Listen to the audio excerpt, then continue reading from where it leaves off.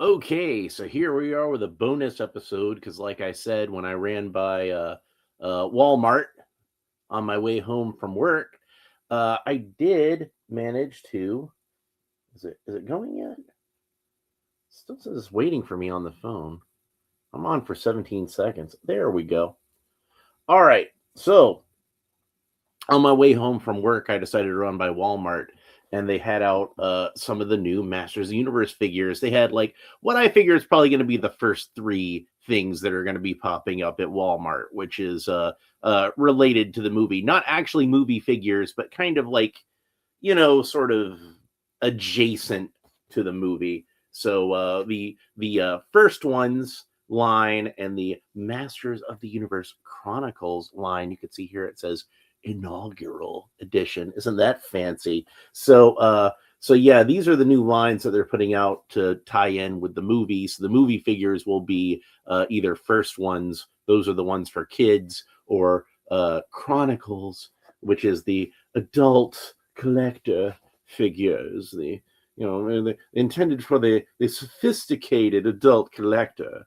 You can tell they're intended for the sophisticated adult collector because these are for ages 6 and up. So we don't want any 5-year-olds playing with these toys. No, no, no, no, no, no. These are not children's playthings. These are adult collectibles. But here we go. There's a piece of artwork on the side that says Scareglow, evil ghost of Skeletor. And not evil ghost serving Skeletor, Scott Knightlick, if you're watching this.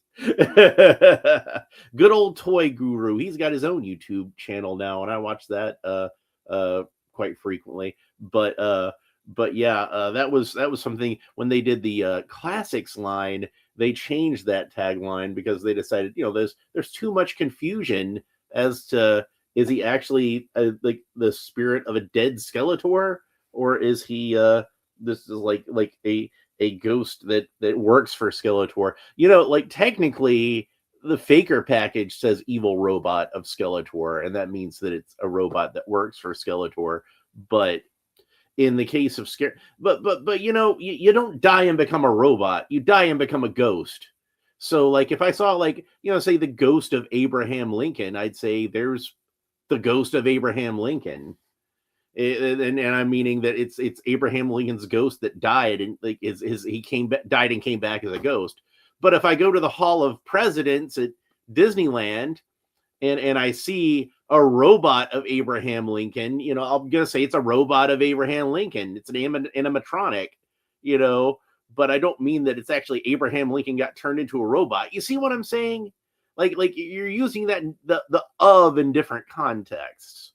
So maybe Scareglow is Skeletor's dead spirit regenerate, return to the land of the living or whatever. And you might say, well, Skeletor is still a character that's alive. How can he have a ghost? Don't you remember Scareglow is from the future? He pulled him out of the future. So maybe he is Skeletor's ghost. So it's anything's possible. Like Mark Taylor said, you come up with your own storylines for these things. So this is a special figure, since this is the inaugural edition of the Masters of the Universe Chronicles. This is the first figure in this line. They decided to start with Scareglow, not He-Man, not Skeletor. They decided to start with Scareglow. Or maybe it is Skeletor, since this is a ghost. Maybe. I don't know. You decide whether or not he's the spirit of a dead Skeletor, or if he's just a ghost that serves Skeletor. It's your continuity. You do what you want. But according to the bio here, what it says is Scareglow, evil ghost of Skeletor. If the only thing to fear is fear itself, then no being is more terrifying than the Lord of Subternia, Scareglow. His ghostly light can paralyze even the bravest of Eternia's warriors. So that seems to imply that he's got the same sort of backstory as the Revelation and Revolution cartoon series, where Scareglow is basically the ruler of Subternia, is like Eternia's version of hell. So he's like their Hades character. I say Hades rather than Satan because he seems to have a little more in common with Hades than Satan as far as that goes. But I'd say he's a little more evil than Hades, unless you're going with like the Disney version of Hades. But we got some images of the figure here, and you can see this flame coming out of flames on the side of his face. Yeah, those are removable because you can see he doesn't have them in this picture, but he does have them over here. Scareglow leaping into action, and you notice his halberd is kind of a gunmetal color, not the green that we usually see his halberd colored in. So, since this is a special figure, one other thing, I don't know if I mentioned this. Yeah, this was not a typo, and it was not an autocorrect in the title of the episode. You can see they did spell his name as two separate words, not one compound word like usual, like a play on scarecrow, but no, scareglow, two separate words. So I did that intentionally in the title. That was supposed to be there. So since this is kind of a special figure, I thought it would be a good idea before we opened him up to look back on some of the other Scareglow figures that we've had throughout the history. And I have 4 Scareglow figures, but my classic Scareglow is where it's not going to be easy for me to get to. So I decided not to go ahead and pull that out. But I do have something very special right here, which is the original Scareglow. Yes, Scareglow is one of the figures that I have in my collection of vintage Masters of the Universe figures. Now you can see he doesn't have his cape and he doesn't have his halberd. He doesn't have any of his accessories at all. But I got my Scareglow. Oh, some people are going to really hate me for this. I got my Scareglow at a yard sale for 25 cents. Yeah, like this was back in like the early 90s, and I was walking home from work. I worked at Winn-Dixie, and I was walking past a house that was having a yard sale. And I was a toy collector at the time, so I was looking through what toys they had, and the only Masters of the Universe toy they had that I saw was this guy, Scareglow. And I never had Scareglow because he came out like towards the tail end of the line, and like I said, I was kind of out of Masters of the Universe by then. I'd moved on to other things, but I still bought figures occasionally that I thought were cool, and I had considered picking him up, but I never did.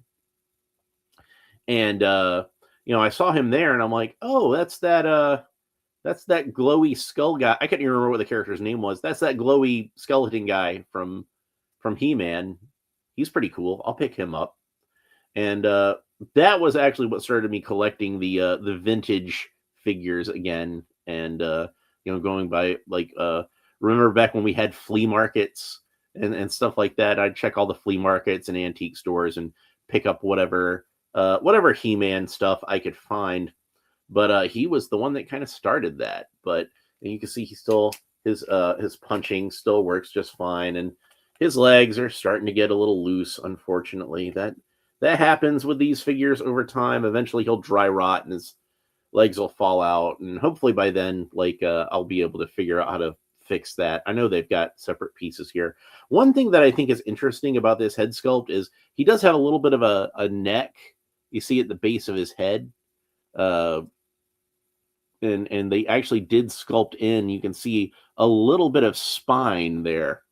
So maybe they were intending on painting the back so that it would match the front, and then you would have a spine down the middle. But I guess they figured he's got a cape. Most of this is going to get figured up, covered up anyway.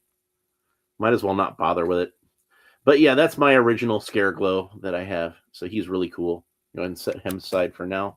And like I said, I have the Classics version, but I didn't feel like digging them out. But the Classics version was pretty similar to this, where they basically just took the Skeletor body in glow-in-the-dark plastic, put a new skull head on there without the hood. And by the way, this is not the original Skeletor body. You can see that these feet are different. This is actually, I believe, Dragon Blaster Skeletor was the one that had these larger feet. Maybe Terraclaw Skeletor had those too. I don't know. But I suspect it was probably something that they just probably started using these These were probably just new Skeletor feet. So they probably used these on probably like even later releases of Skeletor too, I would imagine. Like Battle Armor Skeletor and regular Skeletor might have come with them in some kind of variant. I don't know. It's possible. But but when they did classics, they did pretty much the same thing. Skeletor body molded in glow-in-the-dark plastic with the kind of skeleton pattern painted in black, like the negative part of the skeleton pattern painted over it. And they did pretty much the same thing here, as we can see with Origins. But here, oh yeah, and they did this with Classics too. Both Classics and Origins had molded plastic capes rather than soft goods capes. But oh hey, I had my flashlight here too, so we can see him glow in the dark. So and I noticed this because he was sitting back in my sunroom, so he had the sun on him all day. But I'm still going to charge it up with the flashlight because we want him to really glow, don't we? Yeah, so you can see even in the light of my room, you can still see where it glows there. See? I gotta get the flashlight off. Off, I said. But yeah, see, it still glows. And of course, the Origins version. Get him nice and charged up. He glows a little bit brighter since he's a little bit newer, I guess. But there's that. So that was pretty much how Scareglow figures had always been done for a while. I don't have the Mega Constructs Scareglow figure, but it was pretty much the same thing. We're like, molded in the glow-in-the-dark plastic and had the little black negative outline of skeleton painted over it. Now, this guy is different, though. This is the, I've got a video about both the Origins and the this guy, if you want to hear me talk more about it. But here's the Masterverse. This is the actual Revelation Scareglow figure. And this is one of those where if you weren't able to get the classics, he's a pretty cool figure to replace him. But they did him a little differently because you can see that in this one, it's got the skeleton pattern painted onto the outside of the figure, rather on a black figure, but it's still glow in the dark. It's still glow in the dark paint, at least. But I kind of feel like the glow in the dark paint doesn't work quite as well. I mean, you can see the head is plastic. It doesn't work quite as well as the glow in the dark plastic. The glow in the dark paint, just I can barely see that glowing at all in this light. It might not even be glowing, but I'm pretty sure it's supposed to glow. I thought I remembered it glowing. Oh well, I guess it's just his head. So that's a little disappointing. But I liked the design. See, Scareglow on this cartoon, he had like a black body, and you would see his skeleton glowing through it. And I believe, yeah, this is like a slightly translucent black plastic. And the way I always imagined that Scareglow's body worked is that he had like a glow in the dark skeleton, and his skin was just kind of translucent, his skin and his muscles and everything. That was how I imagined that character always is working, and this was just kind of like the best way they could get that across in action figure form. And like I said, this whole wave was supposed to be kind of like a cheap repaint sort of wave. And then the original figure, I mean, like him and Clamp Champ and Ninjor, but most of those figures in that wave were old figures with new heads. I think Sorceress was the only brand new figure out of that whole wave.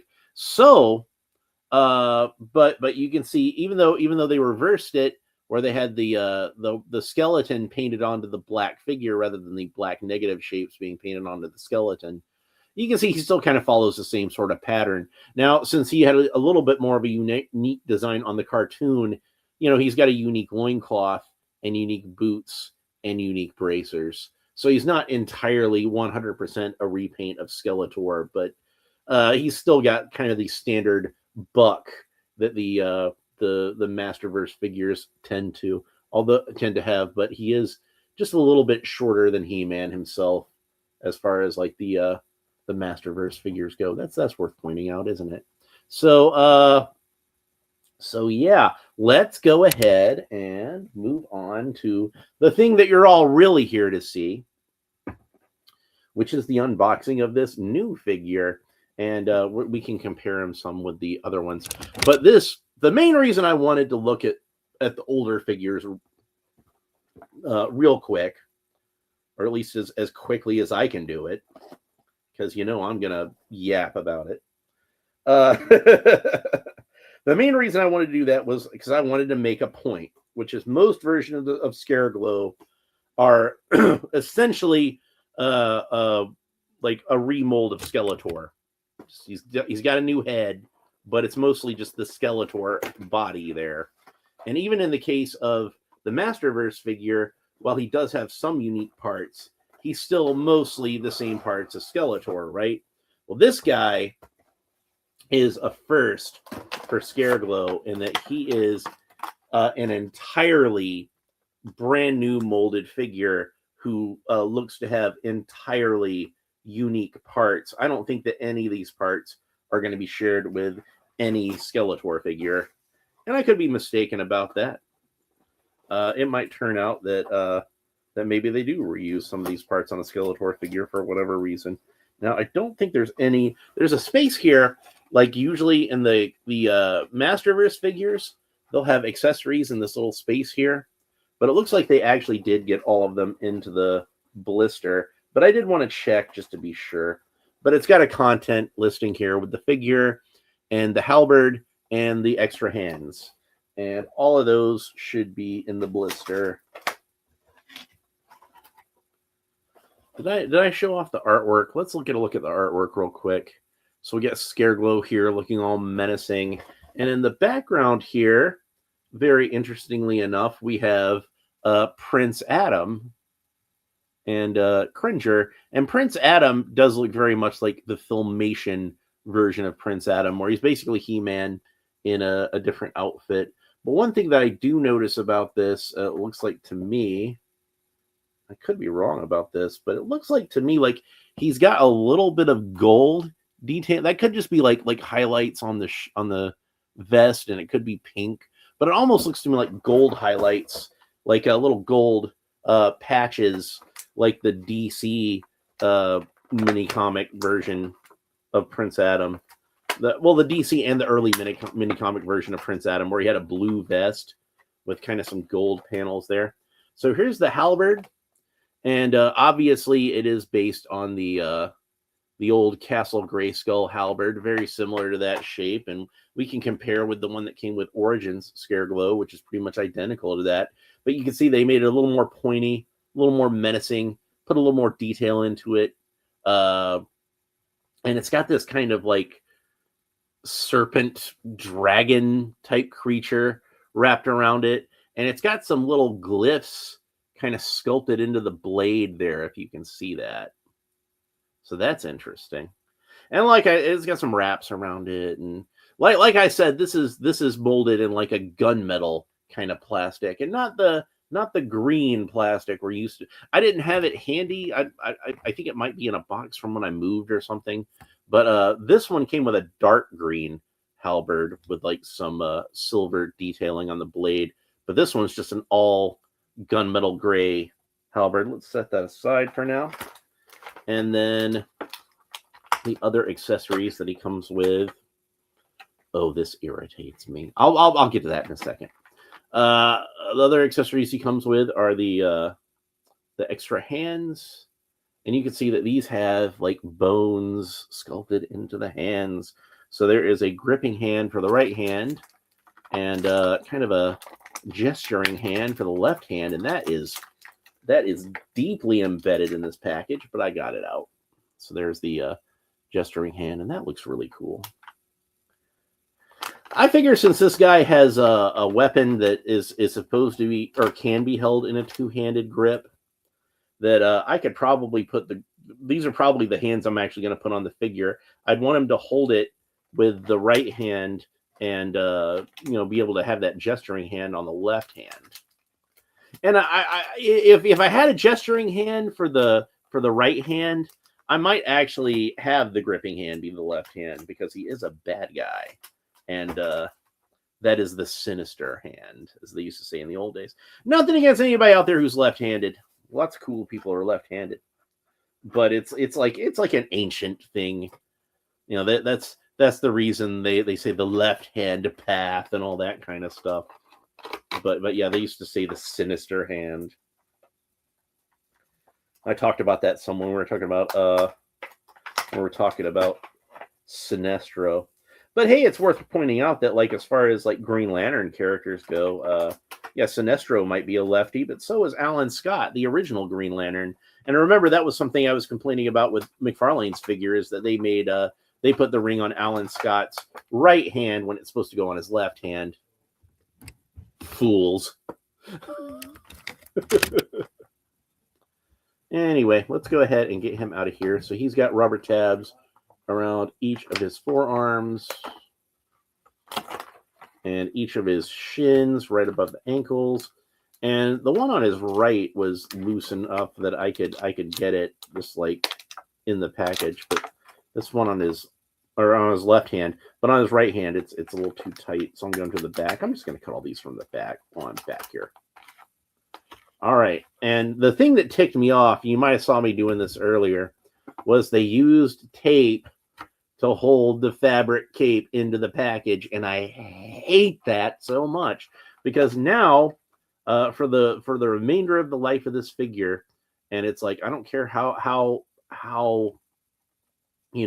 light the adhesive is on that tape, it's going to leave some residue on there, and dirt's going to collect on there. So he's going to have this little rectangular stain on the edge of either side of his cape. Mattel, stop doing that. Just let the capes fly free, man. It's fine. We don't need to have the cape taped into the package. And then I got to be very careful when I try to pull it through the slit here, because I don't want it to get caught or get any hang on it or any little fabric fibers sticking out of it. And there is Scareglow out of the package. Now, one thing I did want to check with this, and it's the main reason I had this flashlight out in the first place, is does he glow in the dark? I haven't seen anybody say anything about whether or not this figure glows in the dark, but we're about to find out. All right, so here we go. I'm charging him up with my flashlight, so if he does glow in the dark, he's gonna glow nice. So, and it looks like that is not going to be the case, unfortunately. Oh, wait. His head, I don't know if you can see that, but let's, yeah, his head actually does glow in the dark. So that's nice. I can't really tell with the rest of his, the rest of these bones. And this is a pretty bright flashlight.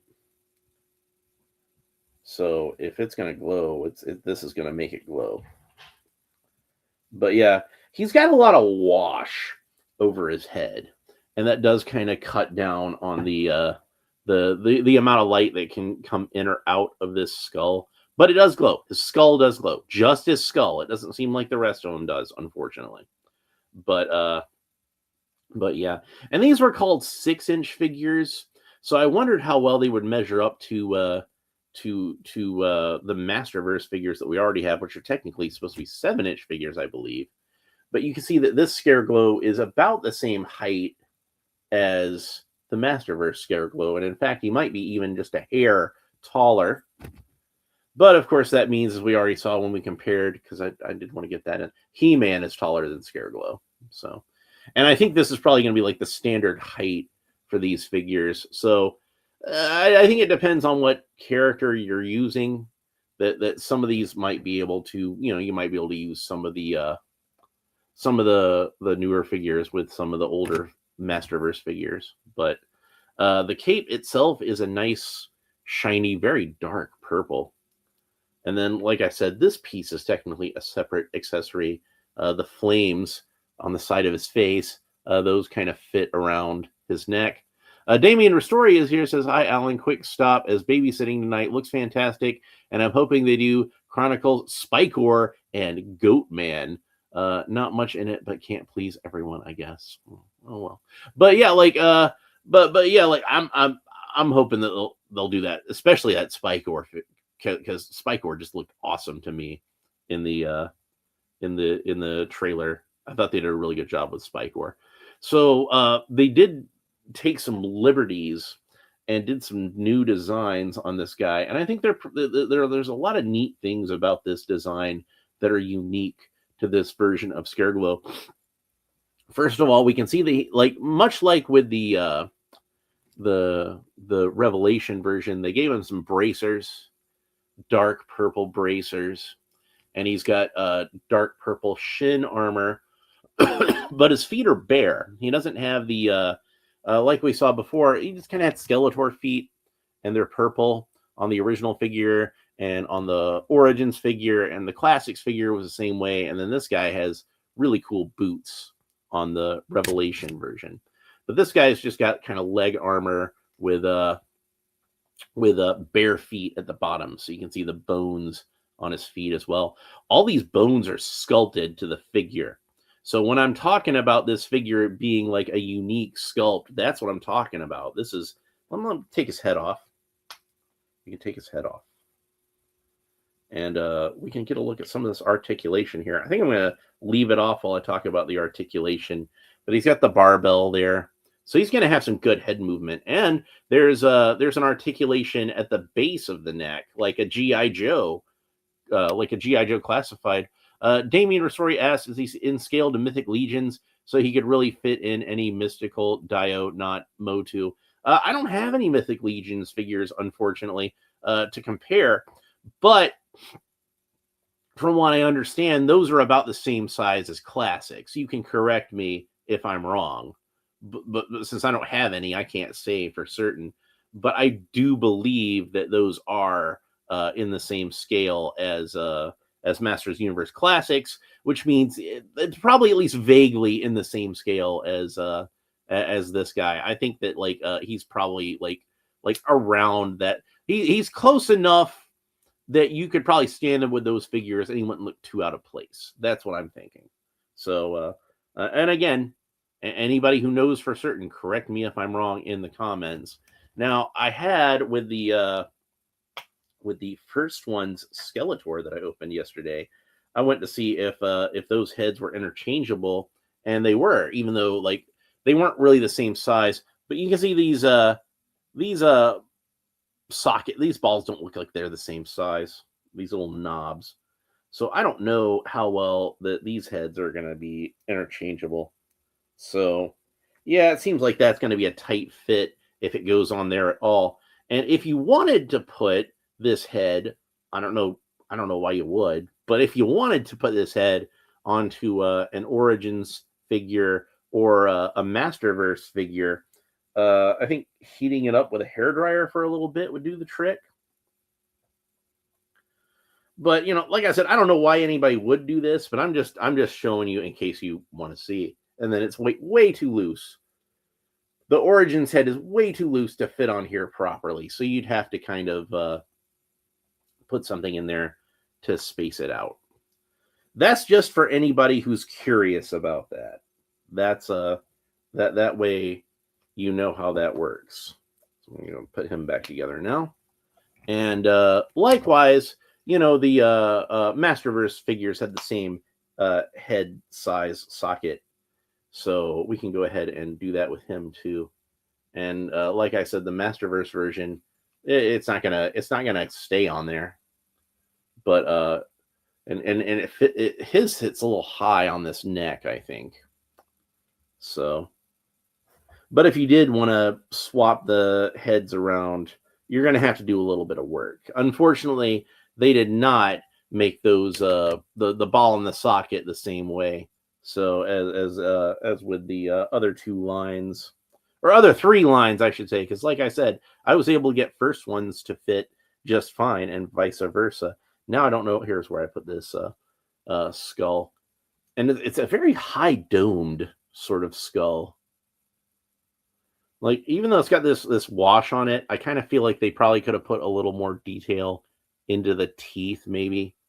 That might have been a little better. And Scareglow, like I said, he's got this fabric cape, but it attaches on with this plastic collar. And it was the same way with the Masterverse version. But you can see this is molded to look like fabric, whereas they did something really cool with this version of Scareglow, which is it's molded to look like armor, like pauldrons and such, with chains in the front, and it looks really cool. I like this design quite a bit. But we're not going to put the cape back on him just yet because I want to talk about the articulation before I do that. And before I talk about the articulation, I'm going to go ahead and swap out the hands because we got something to talk about with these hands. Oh, definitely. And like I said, I think these are going to be my default hands I'm going to leave on this guy. He's going to have the gripping hand on the right hand and the open hand on the left hand. So we're going to swap those out. And that is a tight fit getting that on there. Probably because it's a virgin hand that hasn't ever been on a wrist before. Well, we can work it on. There we go. That's fine. Ah, man, before I put it back on there, I wanted to show you. Damien Restory says, what I did was I put the Masters Universe Classics head on the Masterverse body, and I really like it. Yeah, those will fit too. Like, it fits better going from, I find, from Classics to Masterverse and or Origins, because Masterverse has a slightly smaller head. Actually, now I really wish I had pulled out the Classics version of Scareglow, because then I could have swapped those heads. I wonder if those are the same size pegs. I'll have to find out later. But yeah, so look at that. Look at that wrist joint. That is a McFarlane style wrist joint. That's a ball joint that fits in the middle of the forearm and the hand. So we've got McFarlane style wrist articulation on a Mattel figure, which gives me a little bit of hope for that we might see this on Mattel's DC figures whenever those come out. So kudos to Mattel for the innovation of stealing from McFarlane. But hey, that's how it works, doesn't it? Like, you know, it's not about who does it first, it's about who does it best. So they've definitely been looking at other action figure lines, because they've got that G.I. Joe type neck articulation, and they've got that McFarlane type wrist articulation. And I'm not saying that they've been watching my show and hearing me talk about this stuff and how much I like the G.I. Joe neck articulation and how much I like the McFarlane wrist articulation. But if they were to watch my show and hear me talk about how much I like the wrist articulation of the McFarlane figures, that's how it would go, wouldn't it? All right, so Scareglow can look up about that far. He can look down about that far. Really great neck articulation, like I said. Tilts his head kind of quizzically from side to side. This is probably the best neck articulation I've ever seen on any Masters of the Universe figure. By the way, since we got his cape off, let's have a look at that back. And you can see what I'm talking about. Like he's sculpted with like this kind of muscular texture to the black parts of his body, and the bones are sculpted to the outside of it, and it's just really creepy looking. It kind of reminds me of like Lord Zed from Power Rangers. And but it's a really cool design. Like I said, this is the first time we've ever had a truly bespoke Scareglow figure in the from Mattel. Like I don't know if Mondo maybe did this kind of stuff and they stole it from Mondo, but it's new to me anyway. So yeah, Scareglow's arms rotate all the way around at the shoulder, and they've got a butterfly joint in there. They really have been paying attention to McFarlane stuff, haven't they? And then his arms can raise up to the sides about that far. Maybe they could have raised further, if not for those bony protrusions there, which do look very cool, but they do hinder the articulation slightly, for being real about it. And then he's got a bicep swivel, so the bicep rotates all the way around. Scareglow has double jointed elbows, which don't seem to work all that well, if I'm being honest. This one, I think, is actually kind of stuck. Don't force it. Don't ever force it. Always use gentle coaxing, and if that's not enough, apply some heat to it. Use a hairdryer or dip it in some warm water. But man, this feels pretty fused to me. I might not be able to get it. For you, but he does technically have double jointed elbows, which, man, they are fancy looking elbows. Look at the innards on that. You can see that there's all kinds of joints there. I think that, yeah, wow, that's crazy. So even with all that though, can't quite get a full bend out of that. It's still kind of like it's okay, but I've seen McFarlane do it better, honestly. So might want to work on that a little bit more, Mattel. This is some really good articulation so far, though. I'm really digging this articulation. Yeah, I'm gonna nitpick and I'm gonna criticize when I find something that could have been done better. Like I think we could have got a little bit more of a range of motion out of this elbow, but I'm not gonna complain too much. It's just I'm just noticing. I'm just noticing. So the bracers don't seem to move at all. And like I said, he's got that kind of McFarlane type wrist articulation. So you can move that wrist around any which way you want to. This makes me very happy because that means when we finally do get a He-Man in this line, which should be in April, I believe, yeah, you could get a really good pose where he holds aloft his magic sword and says, "By the power of Grayskull, we can get a good pose out of that." Aha, it's stuck. I thought it was just stuck. Okay. I'm getting ahead of myself. I'm talking about the boot cut right now. So yeah, love the wrist articulation. Good job on them for that wrist articulation. So far, this is a very well articulated figure. So he's got some side to side movement here at the rib cage, forward and backwards. That's about how far forward and backwards he goes, and the waist seems to have a little bit of back and forth to it too. Maybe not as much as the rib cage, but that's fine. And then the waist rotates all the way around. The rib cage rotates all the way around. Got some good movement there. Scareglow can kick up about that far, and he can do the splits no problem. Now, real quick, I'm going to go ahead and talk about his loincloth. You can see it's all furry on the back. The original Scareglow, of course, just had these standard furry He-Man trunks with the standard He-Man belt. Try to get him to stand a little more upright there. And the whole trunks were molded in purple. This guy actually gets kind of like almost like the gladiator kilt kind of thing going on, like Skeletor himself had. But we can see there's like some like a belt. It reminds me a lot of Skeletor's loincloth, but not enough that I think they're going to reuse this for Skeletor's loincloth. But they could, and I wouldn't complain. But the thing that makes it unique, I think, to Scareglow is he's got these chains hanging down with these sort of tabs on there, which look like they have some runes, and it's pretty darn cool. Now, one thing that I do think is also really neat is he has a chain around his right, just his right shin guard with a little lock on there, as if he's bound to the castle or something like that for his sins. So yeah, that's really cool. So anyway, getting back to the articulation. So Scareglow has double jointed knees. That's about the range of motion you get at the knees.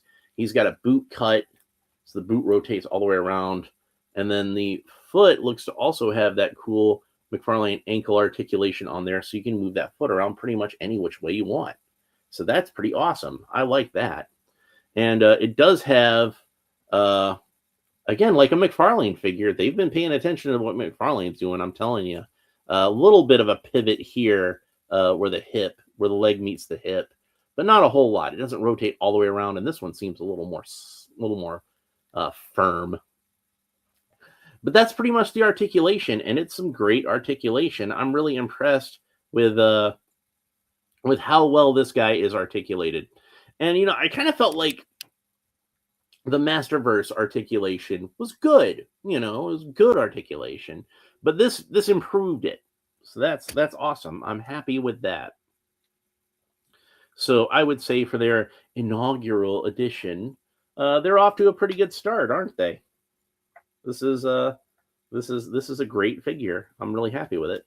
So I'm going to put his cape back on. I want to make sure that his vertebrae are facing in the right vertebrae, however you want to say that.